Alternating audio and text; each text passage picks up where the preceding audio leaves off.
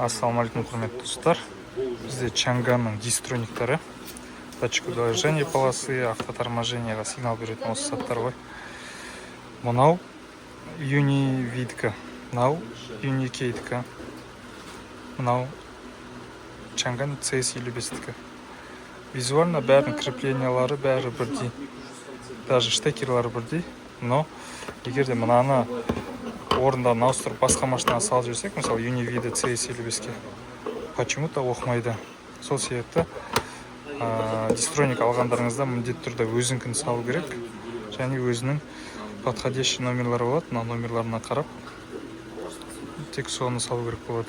Егер номерлар тура келмесе, визуально бәрі бірдей не қылмайды, машина оқымай қояды. Просто бекер кетіп қалады ақша. Заказ бергенде де мұқият болу керек. Өйткені кейде мынаны салып жібере салу мүмкін, оны сіз визуально да білмейсіз, түрлері де бірдей. Мына подходящий номерлар келмесе, уже оқымайды ғой. Сол себепті әрқайсының өзінің номері, артикулы, дистрониктар тапсырыс беретін болсаңыздар, басқа да электронды оборудование Қытай машиналарына міндетті түрде China сервисқа хабарласыңыздар.